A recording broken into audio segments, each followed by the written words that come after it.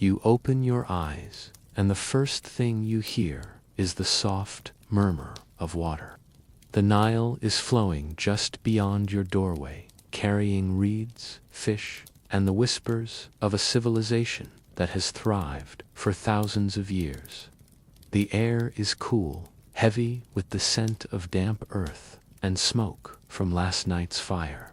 You are not in your own bed, not in your own time. You have woken up in ancient Egypt 4,000 years ago. The village is stirring. A rooster crows somewhere in the distance. Though most families rely on the rhythm of the river and the rising sun to mark their day, you stretch, feeling the rough linen beneath you, and step outside into a world that feels both familiar and impossibly old. Mud brick houses line the narrow paths, their walls painted with faded colors, their roofs flat and simple. Children are already chasing each other barefoot, their laughter echoing against the walls. The Nile glitters in the early light, its waters the lifeblood of everything around you. Farmers are already at work, carrying baskets, preparing tools, and whispering prayers to the gods that the floods will be kind this year. The river is more than water, it is time itself, flowing endlessly, shaping the rhythm of every life. You notice the quiet dignity of the people. Their movements are slow but purposeful, their faces calm, their eyes reflecting the patience of generations who have lived by the same cycles. There is no rush, no frantic pace, only the steady hum of existence. The village is alive, but in a way that feels like a lullaby, each sound blending into the next. The bray of donkeys, the splash of water, the crackle of fire. And you realize, as you stand there, that you are part of this rhythm now. You are not a visitor, not an outsider. You are waking up along the Nile, stepping into the eternal flow of ancient Egypt. If you love mythology and history from all cultures and forbidden ancient stories, subscribe, because this channel reveals the secrets behind every myth. And let me know from where you're watching. Maybe curled up in bed, maybe half asleep already, drifting into dreams with a smile. The first rays of sunlight creep across the horizon, spilling gold over the desert sands and shimmering against the slow, steady current of the Nile. The air shifts from cool night to warm day, and the village awakens fully under the watchful eye of Ra, the sun god. His daily journey across the sky is not just light, but life itself. And every Egyptian knows that without his rising, the world would fall into chaos. The mud brick homes glow softly in the dawn, their walls painted with the faint hues of yesterday's dust. Smoke curls lazily from clay ovens as women stoke fires for bread, and the smell of baking drifts through the narrow streets. Farmers squint at the fields, gauging the day's work, while builders stretch their backs, preparing for the labor ahead. The scribes, already awake, sharpen their reed pens, ready to record the endless details of taxes, trade, and temple offerings. The sun climbs higher, and with it comes the hum of daily life. Donkeys bray as they are loaded with baskets of grain, children laugh as they chase each other barefoot, and the sound of hammers and chisels echoes from workshops. The warmth spreads quickly, wrapping the village in a blanket of light that promises both toil and blessing. Every eye turns, even if only for a moment, to the rising sun. It is not just a star in the sky, but a god in motion, a reminder that life is fragile, balanced, and dependent on forces far greater than human hands.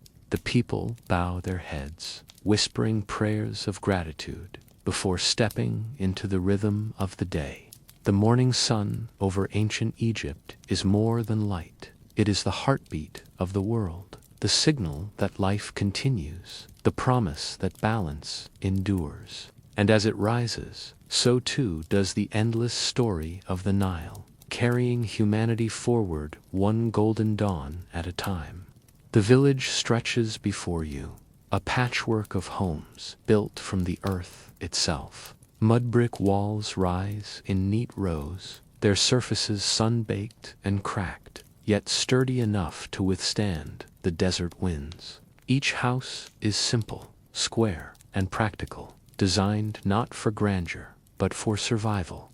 The roofs are flat, often used as sleeping spaces during hot nights, and the walls are thick to keep the cool air trapped inside.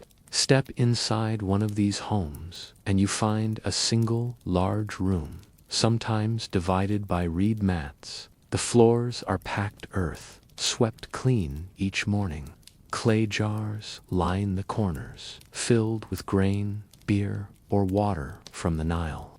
Wooden stools and woven mats serve as furniture, while baskets hang from hooks to keep food safe from pests. The smell of smoke lingers from the small hearth, where bread is baked and stews simmer. Stone is rarer, reserved for temples, tombs, and the homes of the wealthy. But even in the humblest dwellings, you see ingenuity. Mud bricks are made by mixing Nile silt with straw, pressed into molds, and left to dry in the sun. Families often build their own homes, neighbors helping neighbors, the rhythm of construction as familiar as planting fields. The walls are sometimes painted with simple designs, geometric patterns, lotus flowers, or protective symbols meant to ward off misfortune. Doorways are low, forcing you to bow slightly as you enter, a gesture of humility that feels intentional. Light filters through small openings, casting shadows that dance across the walls. Life in these homes is communal. Families gather around the hearth, children play on the rooftops, and neighbors wander in and out freely. Privacy is rare, but companionship is constant.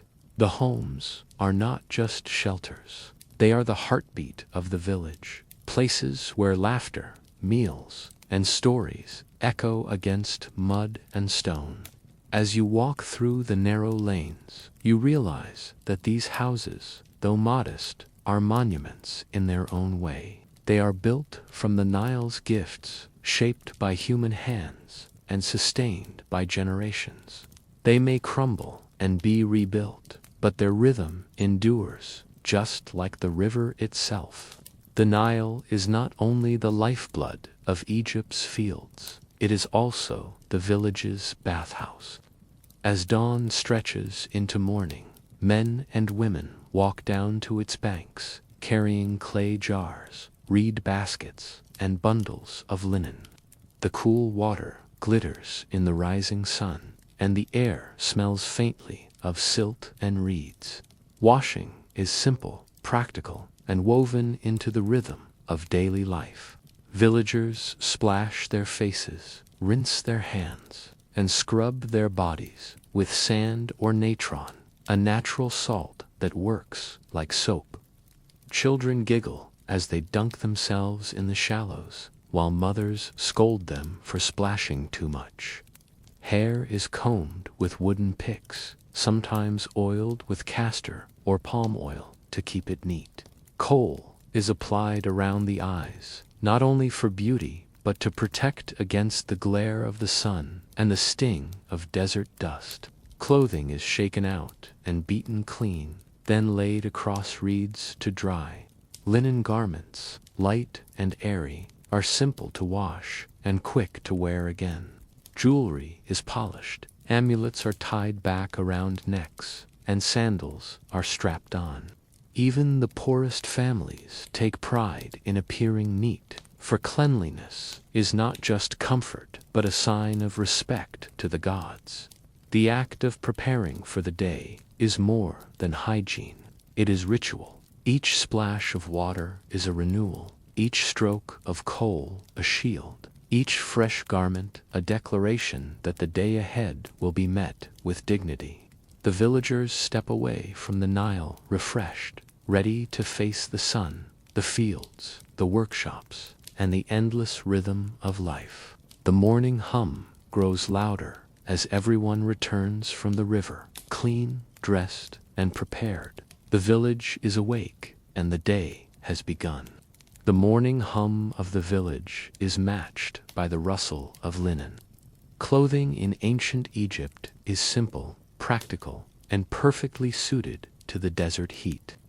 Most garments are made from linen, woven from flax grown along the Nile. The fabric is light, airy, and cool against the skin, a blessing when the sun climbs high and the air turns heavy. Men wear short kilts, tied at the waist, sometimes pleated for style.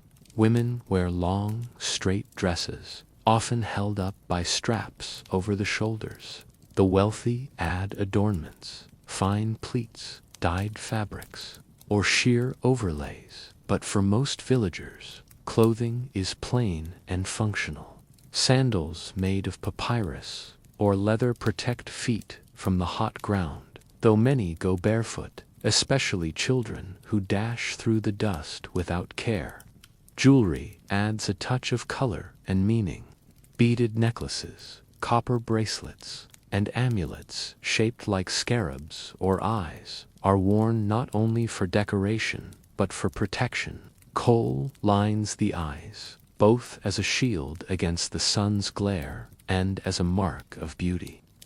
Hair is often cropped short or shaved, with wigs reserved for festivals or the wealthy. The rhythm of dressing is quick, almost ritualistic. Linen is wrapped, tied, and adjusted with ease. There are no closets, no endless choices, only garments folded neatly in baskets or hung on pegs. The simplicity is soothing, a reminder that clothing is not about fashion, but about function, comfort, and respect for the gods who watch over daily life. As the villagers step into the sun, their linen catches the light, fluttering softly in the breeze. The garments may be plain, but they carry dignity. Each person, from farmer to scribe, wears the same fabric, woven from the same river, stitched into the same rhythm of existence. The village hums with the smell of breakfast, though it is not the kind of breakfast you might expect. Forget eggs and coffee. Here, the staples are bread and beer, the twin pillars of Egyptian daily life. The ovens glow as women knead dough made from emmer wheat, shaping it into flat loaves. The bread is hearty, dense, and sometimes flavored with dates or honey if fortune allows. It is food that fills the stomach and fuels the long hours under the sun. Nearby, jars bubble quietly with the brewing of beer, thick, cloudy, and more nourishing than intoxicating. This drink is a staple for everyone, from farmers to pharaohs. Made from barley and flavored with herbs, it is less about celebration and more about survival. Children drink it too, for the water of the Nile, though sacred, is not always safe without the cleansing touch of fermentation. Breakfast is simple but communal. Families gather around clay bowls, tearing bread with their hands, dipping it into stews, or spreading it with figs. The beer is poured into cups, passed around, and sipped slowly. The meal is not rushed. It is a moment of calm before the day's labor begins. The rhythm of eating is as ancient as the river itself. Bread and beer are more than food. They are symbols of life, gifts of the Nile, offerings to the gods. Every bite is a reminder of the river's bounty. Every sip a connection to the cycles of earth and sky. As the sun climbs higher, the villagers rise from their meal, satisfied and ready. The fields await, the workshops call, and the endless rhythm of Egypt continues, fueled by bread and beer. The village hums to life, as the sun climbs higher, and the rhythm of daily existence unfolds like a well-worn song. Farmers shoulder their tools, heading toward the fields that stretch along the Nile's fertile banks.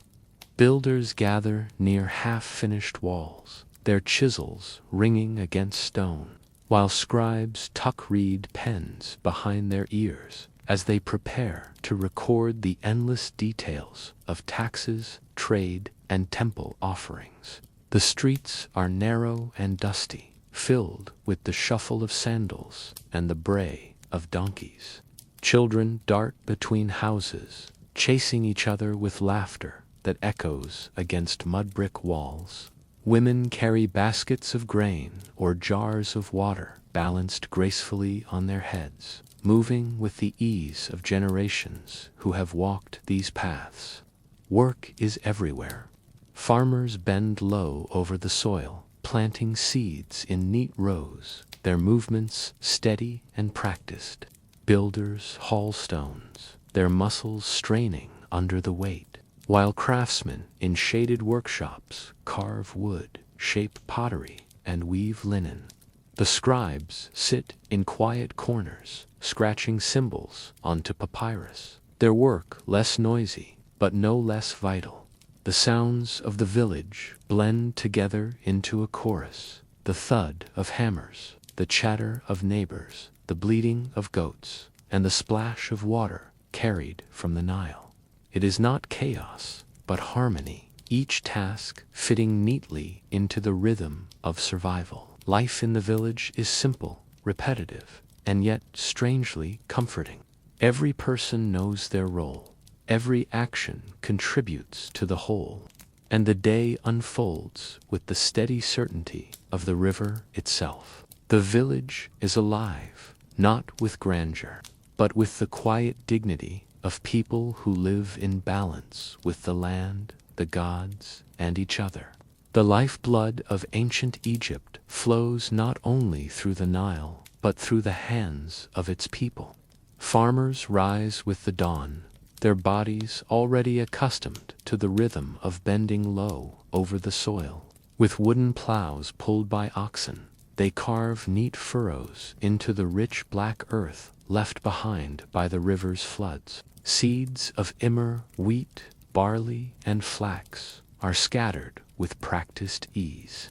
Each gesture a prayer to the gods for abundance. Their backs ache, their hands are calloused, but their work sustains the entire village. Without them, there is no bread, no beer, no life. Builders, meanwhile, shape the monuments that will outlast generations.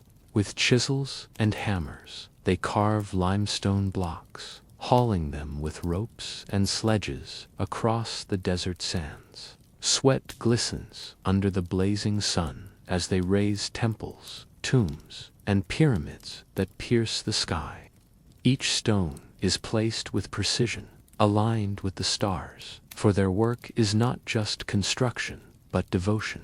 They sing as they toil, their voices echoing across the quarries, turning labor into rhythm, rhythm into ritual. Their creations are not merely walls and pillars, they are promises of eternity. And then there are the scribes, seated in shaded corners, reed pens in hand. They are the quiet guardians of knowledge, recording taxes, trade, prayers, and stories on papyrus scrolls. Their work may lack the sweat of the fields or the dust of the quarries, but it carries immense power. A farmer's harvest means little if not recorded. A builder's monument fades without inscription, and a pharaoh's reign vanishes without words. The scribes ensure that memory endures, that Egypt's story flows as endlessly as the Nile itself.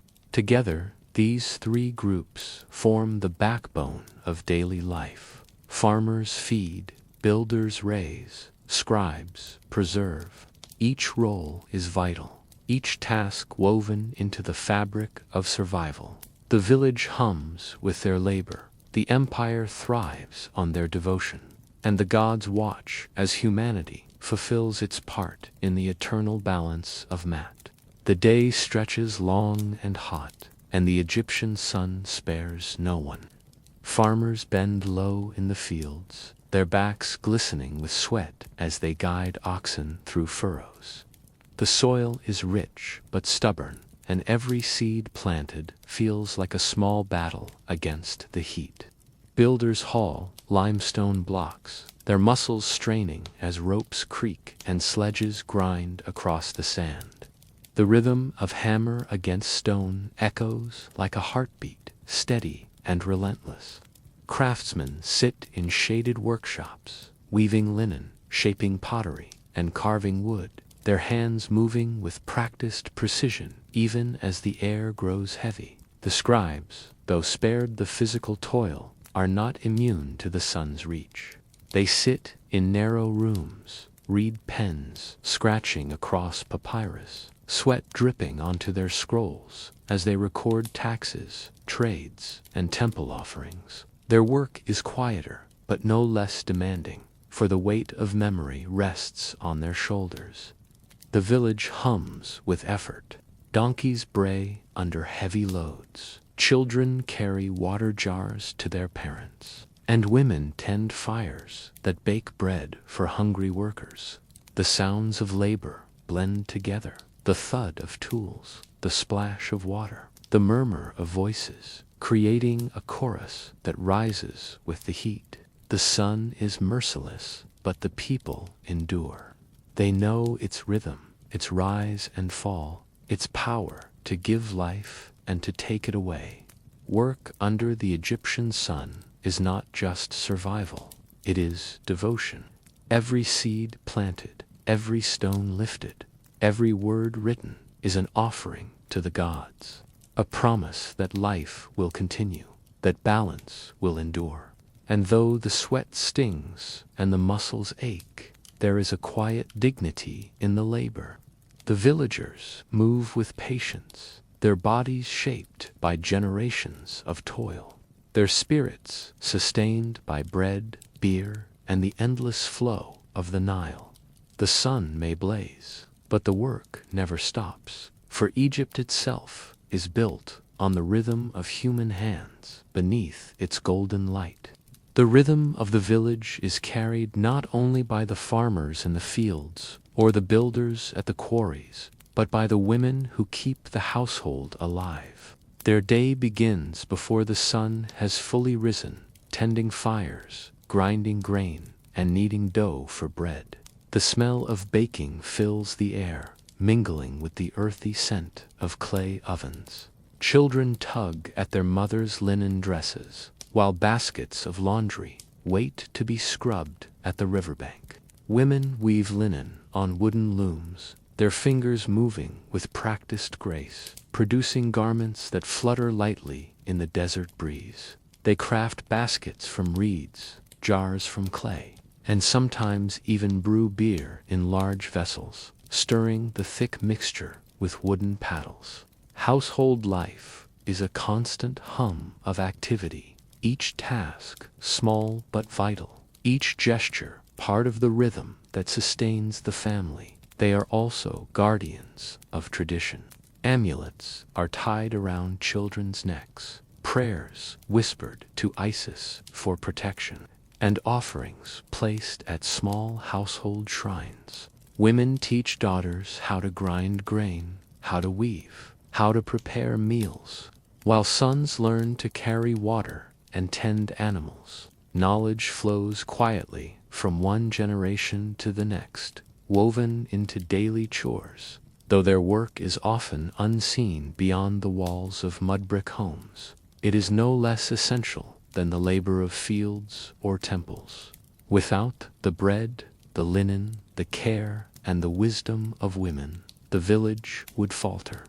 Household life is not glamorous, but it is the heartbeat of Egypt, steady and enduring, shaping the rhythm of every day.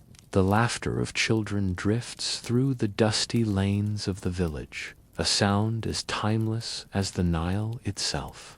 Their days are not filled with scrolls and classrooms the way you might imagine.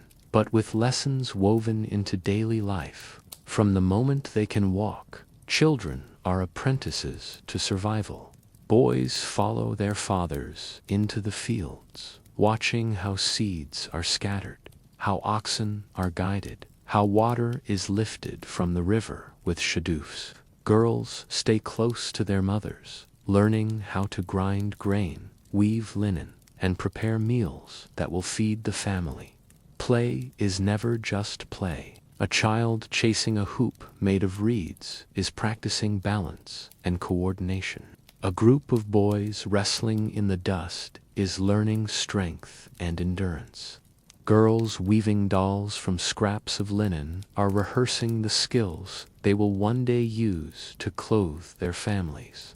Even the toys, carved animals, clay balls, wooden sticks, are miniature versions of the tools and symbols of adult life. Education is practical, but it is also spiritual. Children are taught to respect the gods, to whisper prayers to Isis for protection, to bow their heads when the sun rises as Ra begins his daily journey. They learn the importance of Mat, the balance of order and justice, not through lectures, but through stories told by elders around the hearth.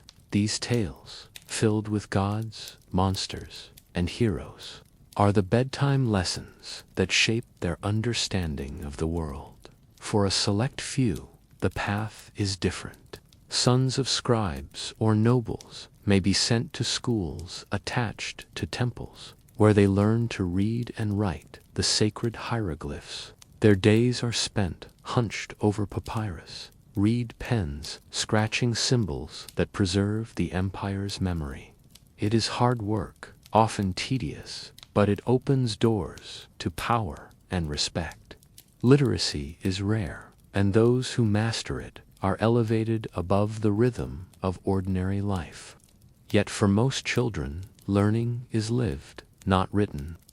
They absorb skills by watching, by imitating, by failing and trying again. Their education is the village itself, the fields, the ovens, the workshops, the river. And as they grow, they carry forward the rhythm of Egypt, ensuring that the cycle of life continues unbroken. The sounds of their laughter, their games, their small chores blend into the hum of the village, a reminder that Egypt's future is always being shaped by its youngest hands. In their play, in their chores, in their prayers, the children are already becoming the farmers, builders, and scribes of tomorrow. The village is alive with sound, a chorus that rises with the sun and carries through the day. It is not the noise of machines or traffic, but the organic hum of human life woven into the rhythm of the Nile. Donkeys bray as they are loaded with baskets of grain, their voices sharp and stubborn. Chickens cluck and scatter across dusty lanes, while goats bleat from pens tucked beside mud-brick homes. Children laugh as they chase hoops made of reeds, their shrieks echoing against the walls, blending with the chatter of neighbors greeting one another. From the fields comes the steady thud of wooden plows pulled through soil, the low grunts of oxen straining under the farmer's guidance. Builders add their own percussion, chisels striking stone, hammers pounding, ropes creaking as blocks are dragged across the sand. In shaded workshops, potters spin clay on wheels, the soft hiss of shaping vessels mixing with the rhythmic clack of weavers at their looms.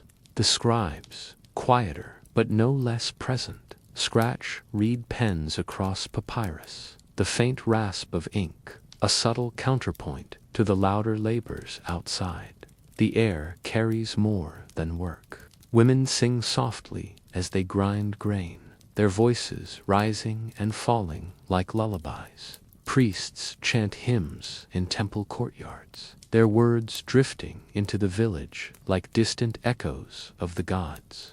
The marketplace adds its own melody, merchants calling out prices, bargaining voices rising in playful argument, the clatter of jars and baskets being exchanged. Even the river has its sound. The Nile laps gently against its banks, reeds rustle in the breeze, and fishermen call to one another as nets splash into the water. Together, these sounds form a symphony of survival, each note tied to the rhythm of daily life. It is a music without instruments, a song without rehearsal, yet it plays endlessly, day after day. The sounds of the ancient village are not just background noise. They are the heartbeat of Egypt, steady, timeless, and strangely soothing, like a lullaby carried on desert air.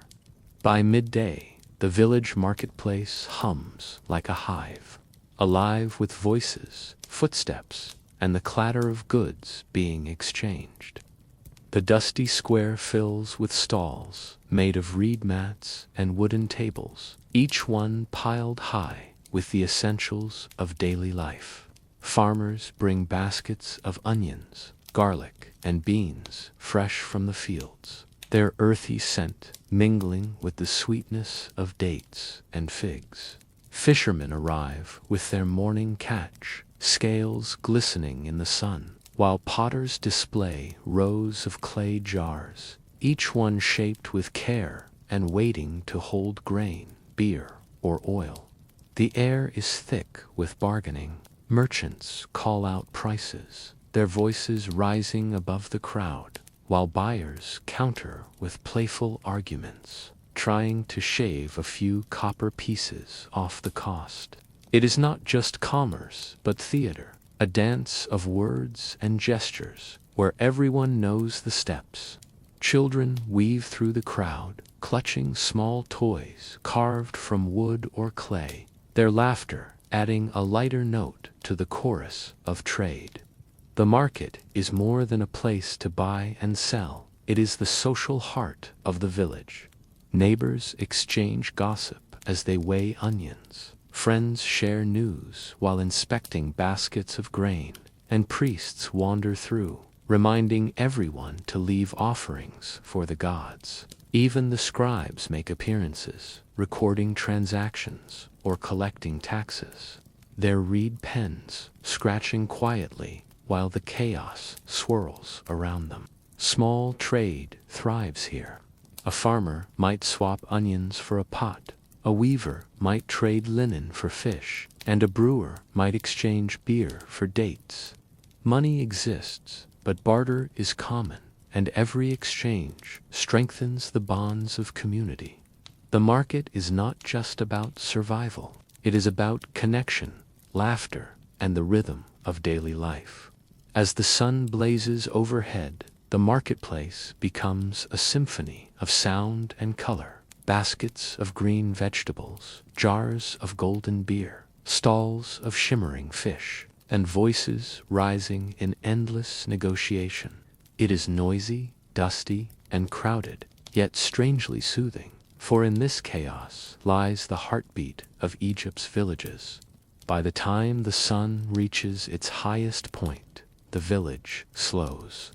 The Egyptian midday is no gentle warmth. It is a blazing furnace that presses down on every roof, every field, every stone.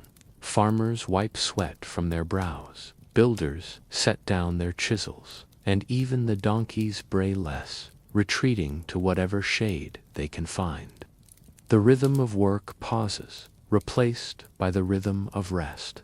Families gather under the cool shadows of mud brick walls, their homes designed to trap the breeze and keep the heat at bay.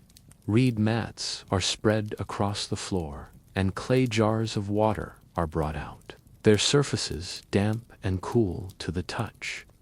Children curl up in corners, lulled into naps by the heavy silence of the afternoon. Women sit together, weaving or mending linen, their hands moving slowly, conserving energy while the sun blazes outside. The marketplace quiets, its earlier chaos replaced by stillness.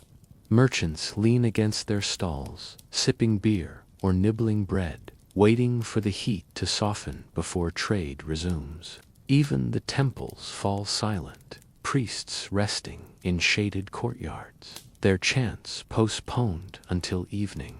The only sound that remains constant is the gentle lap of the Nile, its waters glistening as if mocking the dry, scorching air of the desert. This midday pause is not laziness but wisdom. To fight the sun is futile. To rest beneath it is survival. The villagers know that the day is long, that work will resume when the shadows stretch again, and so they surrender to the heat with patience. The silence becomes soothing, a lullaby of stillness, broken only by the occasional rustle of reeds or the soft snore of a sleeping child.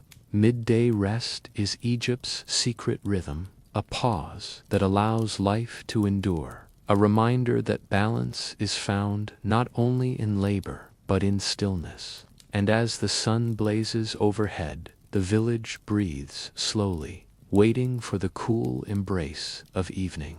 The Nile is more than a river. It is the pulse of Egypt, the thread that ties every life together. Its waters shimmer under the midday sun, carrying silt, reeds, and the promise of survival. Villagers walk to its banks with clay jars balanced on their shoulders, dipping them into the cool current before returning home. The river is generous, but it is also sacred, and every sip feels like a gift from the gods. Not every household can live directly by the Nile, so wells are dug within the village. These wells, lined with stone, provide water drawn by ropes and buckets, their depths echoing with the splash of life. Children often help, lowering jars carefully, their laughter mixing with the creak of rope. The water is precious, stored in clay vessels, kept cool in shaded corners of mud brick homes. The Nile's floods are both feared and celebrated. Each year, the river rises, spilling across the fields, leaving behind rich black soil that makes Egypt's land fertile. Farmers watch anxiously, praying the floods will be generous but not destructive. Without them, the earth would dry, crops would fail, and hunger would spread. With them, bread and beer flow, and the gods are praised for their mercy. Water is not only for survival, but for ritual. Priests cleanse themselves before entering temples. Women wash clothes at the riverbank, and children splash in the shallows. Their games a reminder that even necessity can carry joy. The Nile is a playground, a bathhouse, a source of food, and a pathway for boats carrying goods and people. Every drop is treasured. Wells keep the village alive when the sun blazes, and the Nile ensures that Egypt itself endures. To live here is to live with water as a constant companion, sometimes calm, sometimes fierce, but always essential. The villagers know that without the Nile, there is no Egypt, no bread, no beer, no life, and so they honor it daily, with prayers, with labor, and with gratitude, as the river flows endlessly under the desert sky. In ancient Egypt, belief is not something reserved for temples or festivals. It is woven into every breath, every gesture, every moment of daily life. The villagers rise with the sun and whisper, "Thanks to Ra, the great solar god, whose journey across the sky ensures warmth, light, and the rhythm of time itself." When bread is baked, it is not just food but an offering, a reminder that Osiris, Lord of fertility and the afterlife, blesses the grain that grows from the soil. Amulets hang from necks and wrists, small charms shaped like scarabs, ankhs, or the eye of Horus. These are not mere decorations, but shields against misfortune, believed to carry divine protection. Mothers tie them around their children, farmers wear them into the fields, and builders keep them close as they haul heavy stones. Every household has a small shrine, often a simple shelf with offerings of bread, beer, or flowers, dedicated to Isis, Hathor, or whichever god the family feels closest to. Belief is practical as much as spiritual. A fisherman whispers a prayer before casting his net, hoping Sobek, the crocodile god, will grant him a safe catch. A scribe invokes Thoth, god of wisdom, before dipping his reed pen into ink, trusting that his words will flow clearly. Even the act of washing in the Nile carries ritual weight, for water is sacred, a gift from Hapi, the god of the river's floods. The villagers live with the constant awareness of Mat, the balance of truth, justice, and order. To live rightly is to keep harmony, not only with neighbors, but with the gods and the universe itself. Every action, from planting seeds to sharing meals, is part of this cosmic balance. And yet, belief is not heavy or solemn. It is comforting, like a lullaby sung by the gods themselves. The people laugh, work, and rest with faith as their companion, knowing that the divine is never far away. In every sunrise, every loaf of bread, every sip of beer, the gods are present, watching, guiding, and sustaining the rhythm of life. As the sun dips low over the desert horizon, the village exhales. The heat softens, shadows stretch long, and families gather within their mud-brick homes, or in courtyards open to the cooling breeze. Evening meals are not grand feasts, but they are moments of comfort, togetherness, and quiet joy. Bread, baked earlier in the day, is brought out in baskets, its crust still carrying the warmth of the ovens. Bowls of stews made from beans, lentils, or vegetables simmered gently, flavored with garlic, onions, and herbs. Beer, thick and nourishing, is poured into clay cups, passed from hand to hand. Dates and figs, sweet gifts of the land, are shared as treats, their sticky richness a delight after the long hours of labor. The family sits together on reed mats, eating with their hands, tearing bread to scoop stew, sipping beer slowly. Children chatter about their games, mothers remind them of chores. Fathers speak of the day's work in the fields or workshops. The meal is not hurried. It is a pause, a chance to reconnect after the rhythm of toil beneath the sun. Stories are told as the food is eaten. Elders recount tales of gods and heroes, of Ra's journey across the sky, of Isis's devotion, of Osiris's gift of grain. These stories are not just entertainment, but lessons, shaping the children's understanding of the world and their place within it. Laughter rises, sometimes soft, sometimes loud, echoing against the walls, weaving joy into the evening air. The Nile's breeze drifts through the village, carrying the scent of food and the murmur of voices. Lamps flicker, casting golden light on faces, jewelry glinting softly in the glow. The meal ends with gratitude, a whispered prayer to the gods, a nod to the river, a smile shared among family. Evening meals are more than nourishment. They are the heartbeat of the household, the moment when the day's labor fades and the bonds of kinship shine brightest. In bread, beer, and stories, the family finds strength, laughter, and peace, preparing for the night ahead and the dawn to come. As the sun sinks behind the desert horizon, the village exhales once more. The blazing heat softens into a golden glow, and the Nile reflects the fading light like a ribbon of fire winding through the land. Shadows stretch long across the fields, and the air cools enough for people to step outside their homes. gathering in courtyards or along the riverbank. The sounds of the day fade into gentler rhythms. Farmers return from the fields, their tools slung over shoulders, their bodies weary but satisfied. Builders lay down their chisels, dust clinging to their skin, while craftsmen close their workshops, stacking pottery and folding linen.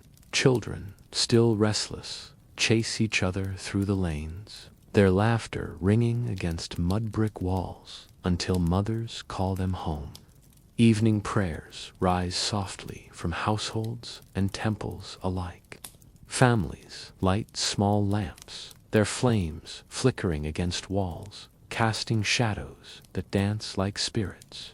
Offerings of bread, beer, or flowers are placed at shrines. Whispered words of gratitude sent to the gods for the day's survival.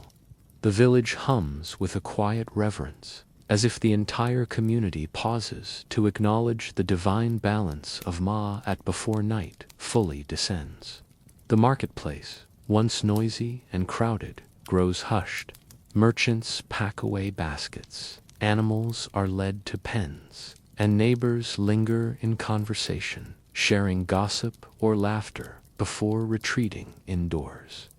The Nile itself seems to sigh, its waters darkening, its surface broken only by the occasional splash of a fish or the call of a night bird. As stars begin to pierce the sky, the village transforms. Lamps glow like scattered constellations on the ground, echoing the heavens above. Families gather for their evening meals, stories are told, and children drift toward sleep. The day's labor is done, and the night offers rest, renewal, and the promise of tomorrow. The village at night is not silent, but it is peaceful. It breathes slower, softer, wrapped in the cool embrace of darkness. Life continues, but at a gentler pace, preparing for the dawn when the rhythm will begin again. As night settles over the village, the world slows into silence. The heat of the day fades, replaced by a cool breeze drifting from the Nile. Lamps flicker in doorways, their golden glow soft against mud-brick walls, while the sky above blossoms with stars, countless points of light scattered across the vast desert canopy.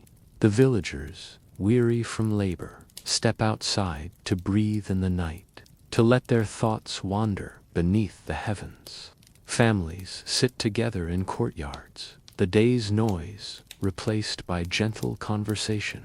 Elders tell stories of gods and heroes, their voices low and steady, while children listen with wide eyes, lulled by the rhythm of myth and memory. Farmers gaze upward, tracing constellations that guide the seasons, whispering prayers to the gods who watch from above. Builders rest their aching hands, imagining the monuments they raise, standing eternal beneath the same stars. Scribes, pens set aside, reflect on the words they have written, knowing that ink and papyrus are fragile compared to the endless sky. The night invites reflection. What has been done today? What must be done tomorrow? The villagers think of their families, their work, their gods, and the balance of mat that holds their world together. The silence is not empty, it is full of meaning, of gratitude, of quiet hope. The Nile murmurs softly in the distance, its waters shimmering under moonlight, a reminder that life flows endlessly, even in darkness. Above, the stars seem eternal, yet they too are part of the cycle, rising and setting, guiding and watching. The villagers feel small beneath the sky, but not insignificant. They are part of something vast, something eternal, something divine. And so the village rests, wrapped in the cool embrace of night. The day's labor is behind them. Tomorrow's tasks lie ahead. But for now, there is only stillness, only stars, only quiet reflections under the sky. Night has fully embraced the village. The stars glitter above like jewels scattered across the velvet sky, and the cool desert air drifts softly through the narrow lanes. Families retreat into their homes, lamps flickering low, casting warm golden halos against mud brick walls. The day's labor, the plowing, the building, the weaving, the trading, is behind them now. What remains is rest. Children curl up on reed mats, their small bodies wrapped in linen blankets, lulled by the gentle hum of crickets and the distant murmur of the Nile. Parents sit quietly for a moment longer, whispering prayers of gratitude to the gods, asking for protection through the night and blessings for the dawn to come. The household shrines glow faintly, offerings of bread and beer resting in silence, watched over by carved figures of Isis, Osiris, and Hathor. The village itself seems to breathe slower. The marketplace is empty, the fields lie still, and the tools of labor rest where they were set down. Even the animals quiet themselves. Donkeys huddle in pens, chickens roost, and dogs curl by doorways. The sounds of the day have faded into a hush, replaced by the rhythm of sleep. Above, the stars guide the dreams of the villagers. They dream of fertile floods, of monuments rising toward the heavens, of children growing strong, of God smiling upon their lives. Sleep is not just rest but renewal, a sacred pause in the endless cycle of work and worship. And so, under the vast Egyptian sky, the village drifts into slumber. The Nile flows on, eternal and watchful, carrying the promise of tomorrow. The lamps fade, the voices fall silent, and the people surrender to the peace of night. The story of the day is complete. The rhythm of Egypt rests now, waiting for the dawn to begin again. Sleep well, traveler of time. Good night.